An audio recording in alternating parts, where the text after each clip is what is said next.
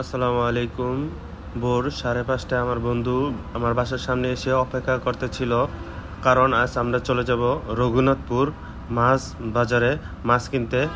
পথিমধ্যে আমরা দেখতে পেলাম কড্ডার সেই বিখ্যাত ময়লার পাহাড়, যেখানে নাক না চেপে যাওয়া বড়ই কঠিন।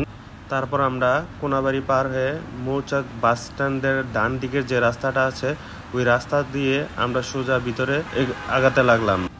অনেক ভোরবেলা হওয়ার কারণে এই রাস্তায় আমরা তেমন কোনো যানবাহন পেলাম না, এবং আকাশ মেঘলা থাকায় আবহাওয়াটা ছিল একদম চমৎকার। এমনিতেই সকালবেলার আবহাওয়া খুব ভালো এবং আকাশ মেঘলা থাকায় এই দুই মিলে আবহাওয়াটা খুবই চমৎকার ছিল। আমরা যেতে যেতেই আমাদের পথিমধ্যে পড়ে গেল চা বাগান। আসলে জানি না এই জায়গাটার নাম চা বাগান কেন, আপনারা জেনে থাকলে জানাবেন। এখন বর্ষাকাল হওয়ায় নদীতে খুব স্রোত দেখতে পেলাম, এবং এখানে মাঠা পাওয়া যায়, এবং এই মাঠাটা খুবই বিখ্যাত। কিন্তু অনেক ভোর হওয়ার কারণে দোকানগুলো সব বন্ধ ছিল। তারপর আমরা আমাদের নিজেদেরকে একটু দেখিয়ে নিলাম। আমরা ইতিমধ্যে চলে আসলাম আমাদের যে গন্তব্য রঘুনাথপুর মাছ বাজারের কাছাকাছি। এটাই রঘুনাথপুর বাজার, এবং সামনেই দেখতে পাবেন মাছ বাজার। এটাই হলো সেই বাজার। এখানে খুবই মানুষজন দেখা যাচ্ছে। এই যে এখানে যে নৌকাগুলো দেখতে পাচ্ছেন, এগুলো হলো জেলেদের নৌকা। এই জেলেরা এখানে মাছ এনে বিক্রি করে, এবং এখানে দেখুন মাছের বাছাই প্রক্রিয়া চলছে। মাছ জেলেরা ধরে আনার পর নৌকা ঘাটে বেঁধে রেখে মাছ বাছাই করে তারপরে নিলামে তোলে, এবং নিলামে ডাকের মাধ্যমে মাছ ক্রয় করা হয়। এখন আমরা কিছু মাছের নিলাম প্রক্রিয়া দেখব।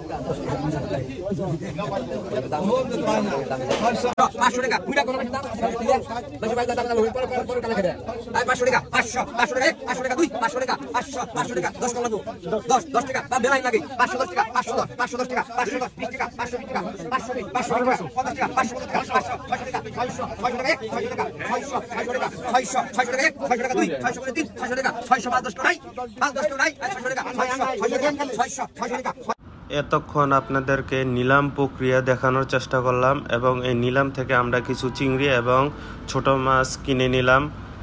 এখানে মাছের দাম মোটামুটি কম, কিন্তু আজকে একটু বেশি ছিল, কারণ আজকে মাছ তেমন আসে নাই এবং লোক ছিল বেশি। এই জন্য মাছের দামটা আজকে কিছুটা তুলনামূলক বেশি। কিন্তু আপনারা যদি পুঁটি মাছ নিতে চান তাহলে খুব সস্তায় নিতে পারবেন। মাছ পর্ব শেষ করে আমরা এই বাজারের চারপাশটা ঘুরে দেখলাম। নদীর সৌন্দর্য দেখতে দেখতে আমরা সকালের নাস্তাটা পরোটা আর ভাজি দিয়ে সেরে নিলাম। পরোটাগুলো খুবই মজার এবং বড় ছিল। খাওয়া পর্ব শেষ করে আমরা বাড়ির উদ্দেশ্যে রওনা দিলাম। আল্লাহ হাফেজ, সবাই ভালো থাকবেন।